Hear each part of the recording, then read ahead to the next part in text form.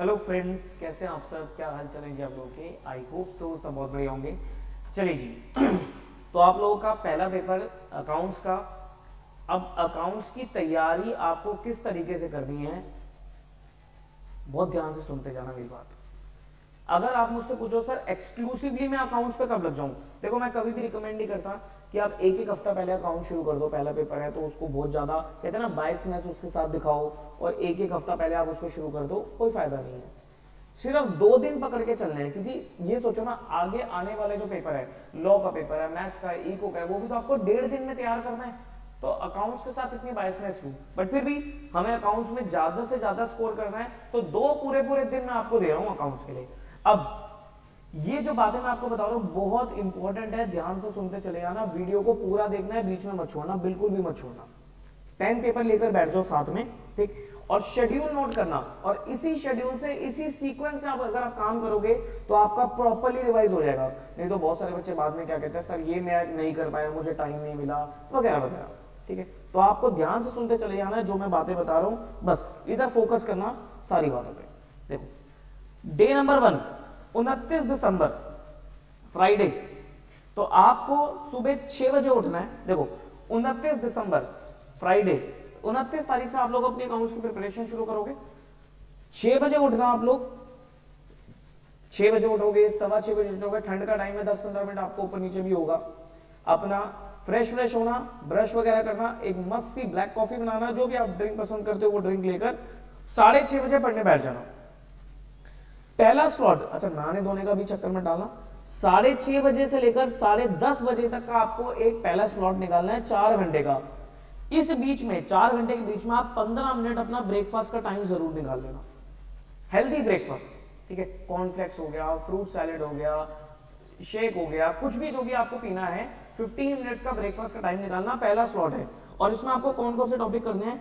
Average due rate, छोटे छोटे topic डाले, अकाउंट करंट छोटा सा टॉपिक है, sale of goods on approval basis छोटा सा टॉपिक है, बिल्स ऑफ एक्सचेंज ये भी एक छोटा सा टॉपिक है।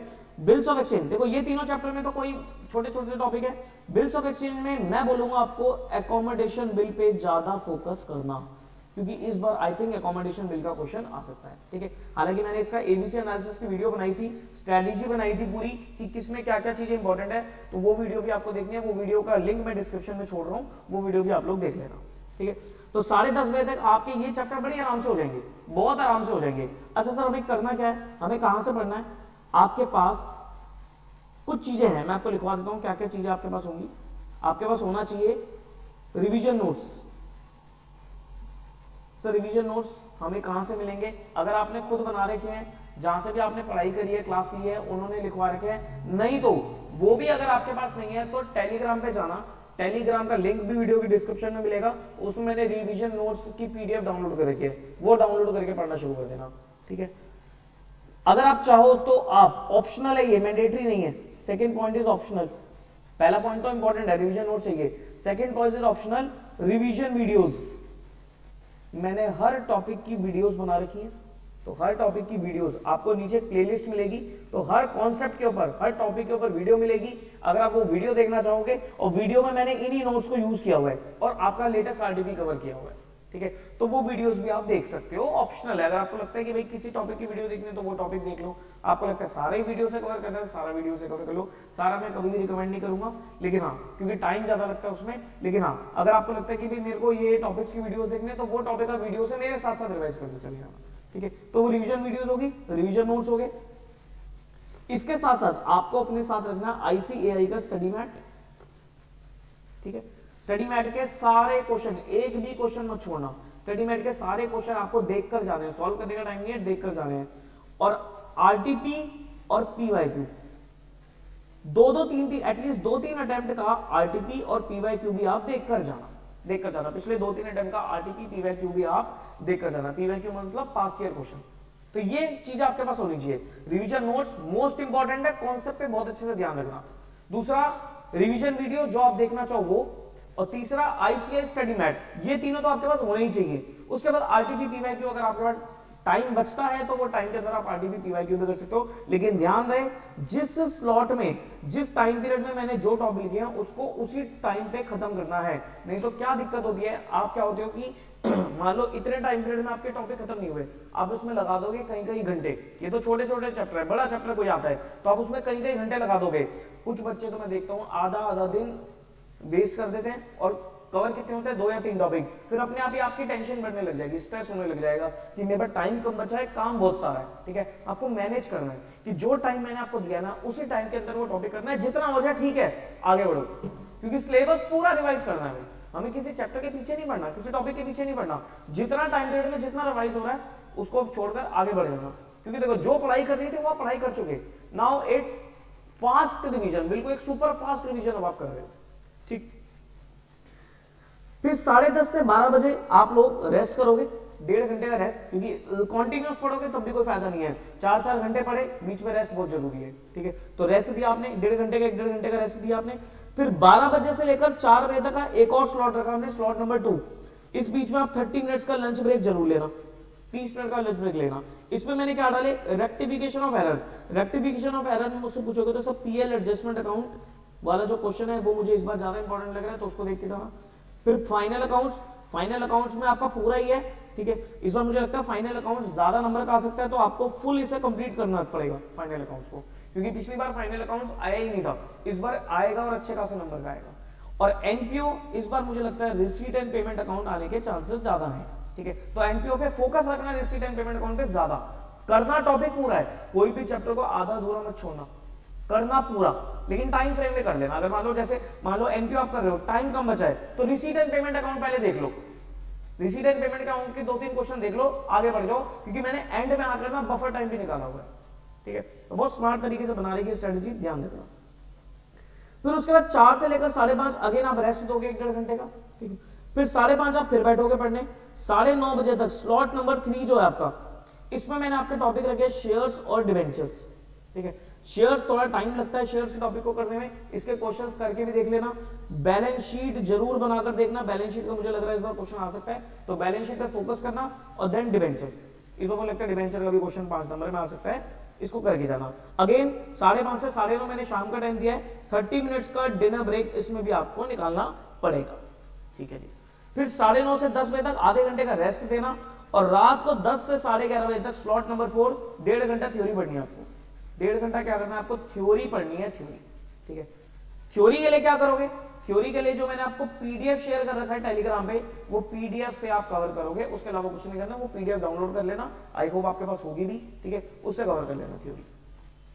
ठीक है, फिर day number 2nd day 30th of December, Saturday, जो एग्जाम से एक दिन पहले का दिन आपका सैटरडे का। ठीक है, इसमें अगेन आपको 6 बजे उठकर 6:30 बजे पढ़ने बैठना है, 6:30 से 10:30 स्लॉट नंबर 1। एक ही टॉपिक रखा मैंने इसमें, क्या, पार्टनरशिप का। पार्टनरशिप पूरा करना है, कुछ भी मत छोड़ना। इस बार जेएलपी का क्वेश्चन आ सकता है, जेएलपी पे पूरा अच्छे से ध्यान रखना। एडमिशन रिटायरमेंट, पूरा चांस है एडमिशन रिटायरमेंट का क्वेश्चन आ जाए इस बार। पिछली बार डेथ का क्वेश्चन पूछा था, इस बार एडमिशन रिटायरमेंट का आपका आई थिंक 10 से 15 नंबर का क्वेश्चन, और इस बार छोटे क्वेश्चन में मुझे 5 नंबर का जेएलपी भी लग रहा है। ठीक है, तो इसको अच्छे से कवर करके जाना। सुबह सुबह उठते ही 4 घंटे लगा देना एक पार्टनरशिप के ऊपर। पार्टनरशिप बिल्कुल मत छोड़ना, बहुत अच्छे से करना, ईजी है, बहुत स्कोरिंग है। ठीक है, 15 मिनट्स का ब्रेकफास्ट का ब्रेक ले लेना, फिर आप 1.5 घंटे का रेस्ट लेना अपना। और देखो बिल्कुल लाइट हो इस समय, आप कोई भी प्रेशर नहीं आपके ऊपर। प्रेशर जो था वो मैंने 29 को ही खत्म कर दिया आपका, 30 को आप थोड़ा सा रिलैक्स रहोगे। 12 से 4 घंटे में स्लॉट नंबर 2 में आपको टॉपिक डाले मैंने कौन कौन से, बीआरएस में इस बार एडजस्टेड कैश बुक का क्वेश्चन आने के चांस है।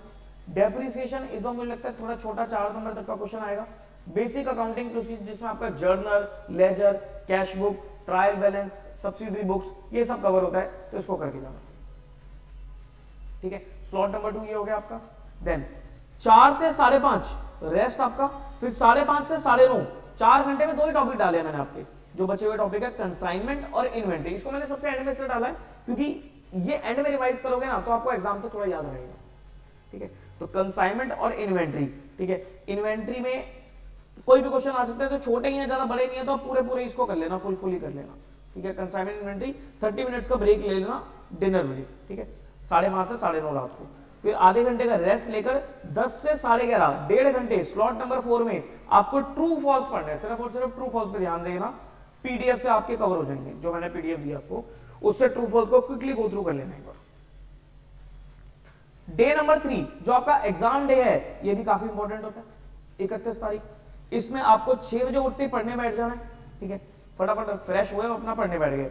यहां पर क्या करना है, अगर कोई भी ऊपर आपका पेंडिंग टॉपिक रह गया, 3 घंटे का टाइम दे रहा हूं, 3 घंटे बहुत होते हैं, अगर ऊपर का आपका कोई भी टाइम पीरियड, क्योंकि टाइम पीरियड के हिसाब से काम करना, टाइम एक्सीड मत होने देना किसी भी टॉपिक में। ये बफर टाइम है आपका एग्जाम डे का। अगर कोई भी आपका टॉपिक रह गया कि भाई ये पॉइंट रह गया था, ये चीज देखनी मेरी रह गई थी, कोई भी टॉपिक अगर आपका कॉन्सेप्ट आपका रह गया रिवाइज करना, उसको यहां पर रिवाइज कर लेना, ओनली योर चॉइस, ठीक है। अगर आपका सब कुछ कवर हो गया, सब कुछ कवर हो गया, तो आरटीपी देखो, पीवाईक्यूज देखो, कोई भी आपके फॉर्मेट्स वगैरह हैं वो फॉर्मेट्स वगैरह देखो, वर्किंग नोट्स वगैरह वगैरह देखो, ये सब चीजें देखो आप, आरटीपी पीवाईक्यू फॉर्मेट, मतलब जो भी चीजें रह गई ना आपकी, ये रेजिडुअरी टाइम है आपका, वो जो पेंडिंग चीजें वो पेंडिंग चीजें निपटा दो, ठीक है जी। फिर उसके बाद 9 बजे से लेकर 1-1.5 घंटा अपने आप को जरूर देना, जरूर देना। एग्जाम डे पे 1 घंटा जरूर आप रिलैक्स करोगे, अपना नहाओगे धोओगे, ब्रेकफास्ट करोगे, मंदिर पूजा पाठ करते हो तो पूजा पाठ जरूर करोगे, मेडिटेट जरूर करोगे, मेडिटेशन जरूर करके जाना 10 मिनट के, ठीक है, क्योंकि बहुत सारी चीजें माइंड में घूम रही होती है, फोकस करना एग्जाम में, वो 3 घंटे निकालने के लिए फोकस करना है आपको, तो फोकस के लिए आपका माइंड रिलैक्स होना बहुत जरूरी है। रेडी हो जाओ, ब्रेकफास्ट करो। जो भी बच्चे दूर हैं, जैसे बहुत सारे बच्चे हरियाणा से हैं और वो थोड़ा दूर आते हैं पेपर देने, ठीक है, तो वो अकॉर्डिंगली अपना उनको थोड़ा जल्दी निकलना पड़ेगा। और जो भी नियर बाय जिनका सेंटर है उनके लिए फिर भी आपके पास 1.5 घंटा बचा हुआ है ना, 10:30 से 1200 पर तो मैं किसी को रिकमेंड नहीं करूंगा पढ़ो, क्योंकि 12 बजे लास्ट होना चाहिए। और फिर उसके बाद आप सेंटर पे निकल जाओ, सेंटर पे कोई भी किताब मत लेके जाओ, ठीक है। वो जो 1.5 घंटा बचेगा उसमें आपको टाइम अगर आपके पास है तो थ्योरी पढ़ लेना, दैट्स इट। लास्ट में थ्योरी पढ़ लेना, जितना पढ़ पाओ पढ़ लेना, दैट्स इट। और जो बच्चे दूर आ रहे हैं वो अपने साथ एक पीडीएफ प्रिंट आउट निकाल लो, थ्योरी का कुछ नहीं कैरी करना, वो पीडीएफ कैरी करके ले जाओ और थ्योरी थोड़ा थोड़ा पढ़ते चले जाओ, दैट्स इट। रिलैक्स माइंड से, रिलैक्स माइंड से, रिलैक्स माइंड से आपको सेंटर पे जाना है, अपने माइंड को बिल्कुल शांत रखना है, किसी से कोई आर्ग्यूमेंट नहीं करके जाना, घर पे दोस्तों से किसी से कोई आर्ग्यूमेंट नहीं करना, फोकस रखना है सिर्फ पढ़ाई पे, मेडिटेशन जरूर करके जाना, हेल्दी डाइट लेनी है आपको पूरे एग्जाम दौरान, एग्जाम ड्यूरेशंस में हेल्दी डाइट पे फोकस करना है, कोई भी फास्ट फूड मत खाना, फास्ट फूड खाओ जितना मर्जी खाओ, एग्जाम के बाद खाओ, लेकिन एग्जाम डेज में बिल्कुल भी फास्ट फूड मत कंज्यूम करना, हैवी डाइट मत लेना, लाइट डाइट लेना, कम खाना, ज्यादा काम करना है, कम खाना, क्योंकि ज्यादा खाओगे सर्दियों का टाइम है नींद आएगी, ठीक है, तो कम खाना, लिक्विड, क्योंकि ठंड का टाइम है पानी पीते रहना, क्योंकि बच्चे ठंड में पानी नहीं पीते, प्यास नहीं लगती, हमें भी नहीं लगती, ठीक है, तो ये बॉटल कैरी करना अपने साथ, पढ़ते पढ़ते पानी पीते रहना, थोड़ा ल्यूक वार्म वाटर ले लो, ल्यूक वार्म वाटर पीते रहो, ठीक है। तो रिलैक्स माइंड से जाना है, अपने पेरेंट्स की ब्लेसिंग लेके जाना जरूर, अपने फैकल्टीज की, टीचर्स की ब्लेसिंग लेके जाना जरूर, वो बहुत काम आती है, आजकल के बच्चे इग्नोर करते हैं, बेटा वो बहुत काम आती है, पेरेंट्स की ब्लेसिंग, फैकल्टी की ब्लेसिंग कभी व्यर्थ नहीं जाती, वो आपको बहुत काम आएंगी, ठीक है जी। और ठंडे माइंड से पेपर देने जाना, ठीक है, वो 3 घंटे फोकस करना, अपनी बेसिक जो नेसेसिटीज है वो सब लेके जाना, calculator, pen, black ball pen, pencil, scale, admit card, ध्यान रखना बच्चे एडमिट कार्ड भूल जाते हैं, ब्लंडर, एडमिट कार्ड जरूर लेके जाना। एग्जाम सेंटर पे 2 बजे का पेपर है, 1:30 बजे एंट्री शुरू हो जाती है, आपको 1 बजे तक लास्ट एग्जाम सेंटर पे पहुंच जाना है। पहला पेपर है तो कोशिश करना 1 बजे 12:30 पहुंच जाओ, कोई दिक्कत नहीं है, लेकिन एग्जाम सेंटर पे डोंट कैरी एनी बुक, कोई भी बुक कैरी मत करना, कोई भी बुक कैरी कर मत करना, क्योंकि मेरे हिसाब से 12 बजे के बाद कुछ नहीं पढ़ना होता, जो पढ़ लिया पढ़ लिया। अब आपको वहां परफॉर्मेंस देनी है, अपनी परफॉर्मेंस तब दे पाओगे जब आपका माइंड रिलैक्स होगा, ठीक है। तो माइंड रिलैक्स करा, ठंडे माइंड से ना, जो होगा देखा जाएगा, जो अपनी मेहनत करिए ना, आप अपना 100% देना 3 घंटे में, बाकी ऊपर वाला देख लेगा, ठीक है, जो होगा देखा जाएगा, टेंशन फ्री होकर आपको पेपर देना है और सब अच्छा होगा, इस एटीट्यूड के साथ जाना है, ठीक है। और once the exam is over, exam खत्म करते ही आपको घर पे आके कुछ नहीं करना, चुपचाप उस क्वेश्चन पेपर को ड्रॉर में रखना है और अगले पेपर की तैयारी करनी है। किसी से कोई डिस्कस मत करना। मेरे पास भी अगर आप मैसेजेस करोगे मैं बिल्कुल नहीं बताने वाला कि सर किसका आंसर क्या होगा। एग्जाम खत्म हो जाए एक बार सारे, फिर आप जितने मर्जी पूरा पेपर सॉल्व करा लेना, मुझसे कोई दिक्कत नहीं है, लेकिन एग्जाम डेज में आपको बिल्कुल नहीं बताऊंगा इसका क्या होगा उसका क्या होगा। सिर्फ लॉ, अगले पेपर जो आपका लॉ बीसीआर का होगा उस पर तैयारी करनी है। हर पेपर की मैं आपको एक स्ट्रेटेजी बताता रहूंगा, ठीक है, अकॉर्डिंगली आप प्लान करके चलना। ऑल द वेरी बेस्ट, सब अच्छा होगा। Take care of yourself, bye bye.